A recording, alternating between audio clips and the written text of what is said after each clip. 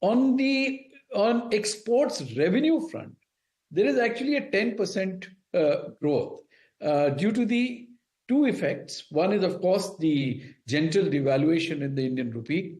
And the second thing is that our mix, thanks to the rise and success in Latin America, our mix in exports is also very improved. Pulsars are now 28% of our portfolio. And therefore, the EBITDA has grown faster than the top line in exports. So while volumes is down by 8%, revenue is up by 10%, and EBITDA in the business is up by a little more than that. Right. So when you mention about the margin side of it, specifically the share of the high margin segment, taking exports and the three-wheelers into consideration, on a sequential basis, there has been some bit of pressure, not on a year-on-year basis. One, is it because the competitive intensity in the overall motorcycle space is high? And secondly, with regards to exports, there is still some more time, in terms of revival. Are these two the major reasons, or do you think this is just a one-off? No, I am perhaps not seeing the numbers in the same way that you all are, because actually the whole improvement in the margin architecture of Bajaj Auto over the last 2 years, sequentially also, has been achieved through improvement of mix, of the business unit mix, in the sense that the rise of three-wheelers now at 40,000, and the improvement of mix within the domestic motorcycle business. Now, from a situation where we were selling 50% of our sales was only the Pulsars and above, now 70% of our business is Pulsars and above. So actually, when we look at the top half of the industry, which you can say is premium in a way, our performance, both in terms of margin and volumes over there, is the single most important factor in swinging the bottom line performance of the motorcycles business unit over the last 2 years, and also quarter on quarter. Right. Now, in terms of the 100 to 110cc versus the 125cc segment, how are you looking at both of this? Is it where, you're seeing a shift happen with regards to consumers from 100 to 110cc to 125? And is that the focus for Bajaj Auto as well? Or will the focus be in the entry level, where you will continue to introduce further products? The shift is occurring, but albeit at a gradual pace, because these are very significant architectures in the industry, and they shift over a period of time. But definitely, we are seeing over 2-3 years a 2-3 percentage point shift in favor of the 125cc plus segment. Within the 100cc segment also, you will see that the bottom one has weakened, the bottom half of that 100cc has weakened, the top half has improved. But having said that, this is only in terms of volumes. If you try to map the industry actually in terms of the profit pool, you will see that it is not 50%. The bottom half is probably a bottom third, and therefore it is a little bit of a red ocean compared to the blue ocean at the top. And our approach has been priority number one has been to succeed very significantly in the top half of the industry, and all our innovation, etc., is majorly focused in that segment, and that's what the results we are seeing. Our next priority is to try and expand this segment and try and upgrade customers to the top half, because we feel that putting out a Me Too product and waging a war on the basis of purely price will get us some volume, but I don't think it will do much for our profitability, and in a very minuscule manner, it will impact our profits. So therefore, the approach is to invade the bottom half from the adjacent segment of 125cc rather than jump into it and try to do something which is sort of dilutive of our overall financial performance. So will it be at the same price point, and will this also mean more upgrades with regards to the Pulsar series at a breathtaking speed? Yes, the whole approach is that to widen the Pulsar portfolio. We are obviously, the innovation pipeline has got a few new products in this space, which I hope will not just attract customers sideways, that is inside the segment, but will also attract the customers up into these new products. You will see that in the next fiscal, we will be introducing products through which we will attract both the 125cc and the 100cc customer. Right. Overall, Rakesh, with regards to where the replacement demand wave is concerned, how are you looking at it? Because if you talk about the two-wheeler industry in India, between FY 2014 to 24, the CAGR growth has just been around, say, 2%. Now, that is something which will tell you that, yes, the industry is looking at replacements. Is that something which will be one of the tailwinds for a company like yours? I think that there is a reason to be cautiously optimistic about the two-wheeler industry going forward. I know that we have not yet as an industry reached the peak which had been attained actually in FY 18-19. We are still below that, but that is one of the reasons for optimism, because that watermark has been reached. The demographics of the country, meaning the youthful population, the road structure which has come in, which makes intercity, intertown, inter-village travel feasible, and the penetration of retail financing, which is now standing at about 70-75%, it will probably go up to 85%. All these things are very strong drivers. But, you know, the two-wheeler segment, particularly the mass market two-wheeler segment, is a bellwether also of the state of economy in that space. And the COVID and the initial economic recovery had not reached the pockets of the customers in that space. It is beginning to do now. So we have to always take some of these fundamental drivers which I talked about. They are bolted on the macroeconomic performance of the country, and it is very, very sensitive. The segment is very sensitive to the overall economic performance in the country. And as that improves, we start to see growth rates immediately perk up, because there is space still for two-wheelers to expand in the country.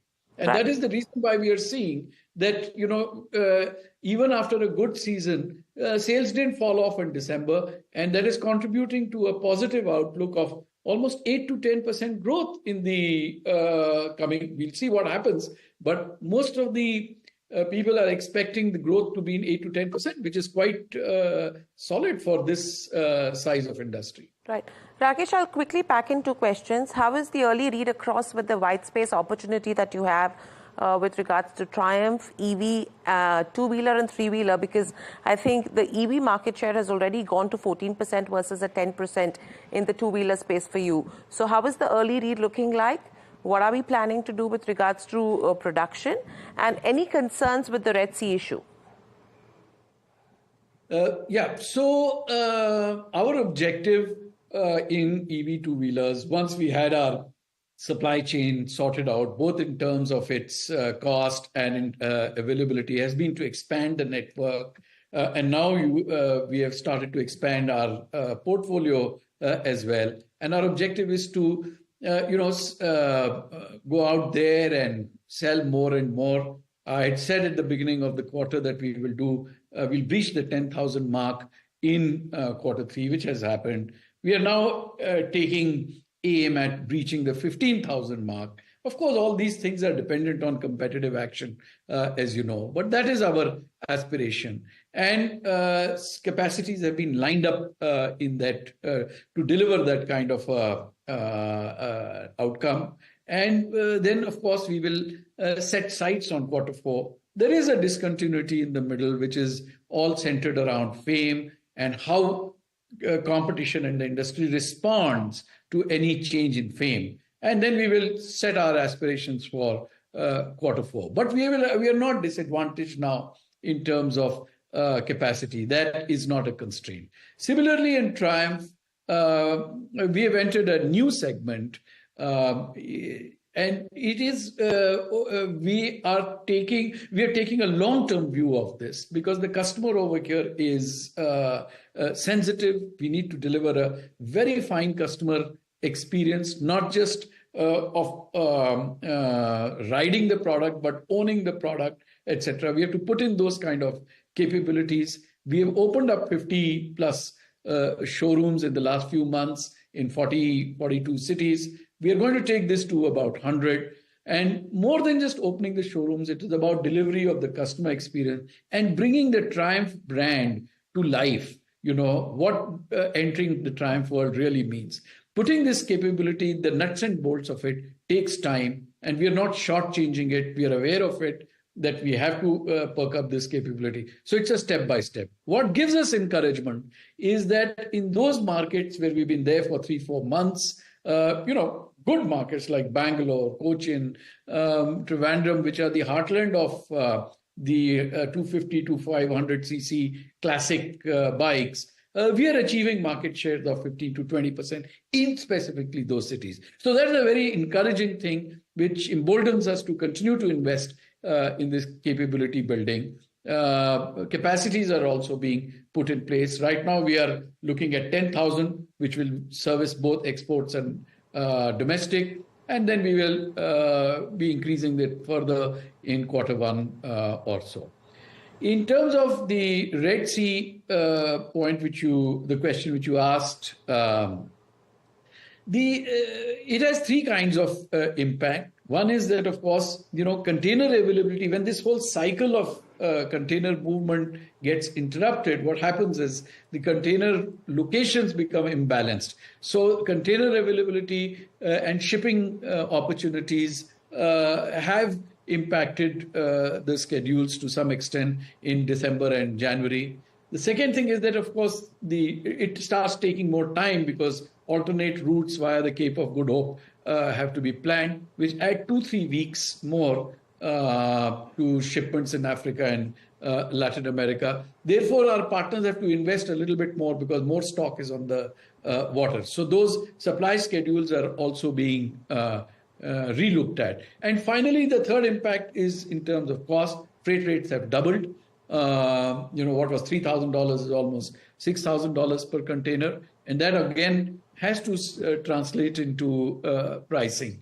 Hopefully, if the conflagration doesn't widen, we should be able to see through this interruption, which I think is probably temporary, I'm hoping. Right. I think that's an interesting analysis that you've given us as well. Thank you, Rakesh, so much for joining us on the show.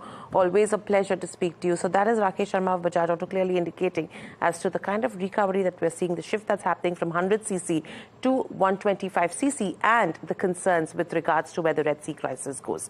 But completely out of time on this segment, we'll quickly slip into a short break. On the other side, Agam will be joining in with F&O update being expiry, as well as we'll have the management of CMS Infosystems. Please stay tuned.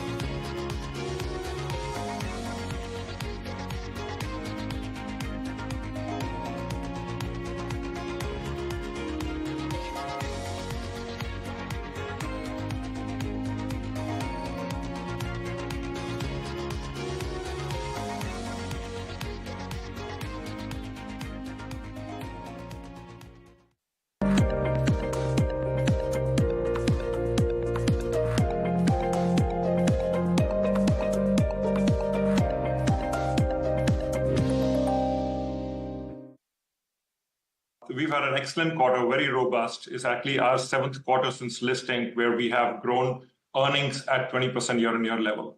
If you think of our businesses, we have two large businesses, our cash logistics business and our managed services and technology business. As you said, the managed services business has ramped up strongly. We've had a 38% year-on-year growth in our revenue. In fact, this is a business we incubated about 10 years ago. It is now on track. Till last year, it was about 35% of revenue. We forecasted that our segmental split would be roughly 60-40 by the end of FY25. But thankfully, in Q3 itself, we have hit that 60-40 number, and we'll strive to have that balance going forward. From a perspective of the full year, we had set out a goal of doubling our revenue from FY21, when we had roughly about 1,300 crore revenue, to a size of 2,600 crores by FY25. So our directional guidance was 2,500 to 2,700 crores for next year. This year, we're looking at ending the year in a growth of about 17 to 19%. As of now, for the 9 months in the year, we are growing at about 16% year-on-year. Q3 itself has grown at 19% year-on-year. Right. Rajiv, want to talk a little more about the managed services segment, because we have seen a good amount of growth. In fact, 35% on a year-on-year basis for this quarter gone by, if I'm not mistaken. Want to understand whether or not it is going to be this segment which is going to drive growth going forward over the next few quarters. Is this where the focus of the company also lies? So if I just rewind a little bit to when we were listing the company 2 years ago, we said our growth is linked to two broad economic parameters. One is higher consumption and formalization trends we're seeing in India, because that's where a lot of our retail sector growth comes from. And second is the growth of banks, because banks are our key customers. And as banks expand their infrastructure, we have become over time a very critical banking infrastructure solutions provider. And as banks grow, they will outsource more, and CMS should benefit from the higher outsourcing from banks. So I think we've seen that both play out, both in our cash logistics business and managed services business. Our managed services business, starting on a smaller base, has now reached fairly good critical mass. And we expect a lot of the solution wins, enterprise wins from that sector to drive our growth. But at a segment level, we feel fairly buoyant and confident of growth opportunity in the coming years from retail, where we're seeing very strong ramp-up expansion plans of retail, where our own solutions have gone from just pure logistics to now technology-enabled solutions, and also from our remote monitoring and AI business, which is part of our managed services business. Well, that was the management of CMS Infosystems telling us about the company's plans going forward, but we shift focus back to the futures and options space. It's a truncated, show along with the truncated week, and at the moment we are looking at some amount of weakness which has certainly seeped in as far as the Nifty and the Bank Nifty are concerned. The question really is, where do you go from here, especially considering we are looking at a bout of increased volatility as we move into the vote and account week. We have Nilesh Jain, the head of AVP Technicals and Derivatives, joining us at the moment. Nilesh, good morning, and apologies for coming to you a little bit on a delayed notice, but your view on the benchmarks. Let's start with that. Where are you seeing them headed? Are you expecting a more volatility, perhaps more weakness going through? Very good morning, Agam. Absolutely, the IVs have surged drastically in last few trading sessions. Now it is trading beyond 15 levels, and if you look at today's data set, today we have a monthly F&O expiry for Nifty and Bank Nifty, and data shows that Nifty is likely to oscillate in the range of 21,200 to 21,400. So I won't be surprised in the second half we see any short covering move, which might witness in terms of pullback towards 21,350 to 21,400. So watch out for that. 21,200 on immediate basis should be the stop loss for the long position. These are the spot levels that I'm just highlighting. And I'm expecting Nifty to oscillate in the range of 20,200 to 20,400. That perhaps could be the expiry range as well. Watch out for India VIX volatility as well. It is trading beyond 15 levels now. And if at all it increases further towards 16, then definitely we are likely to witness further selling pressure. And we are having major event that is lined up ahead of the budget. So we expect volatility to increase further. Right. Nilesh, what about trading ideas?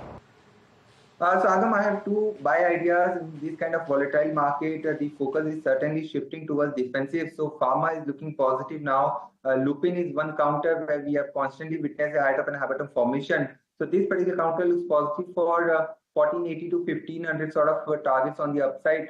1440 should be the stop loss.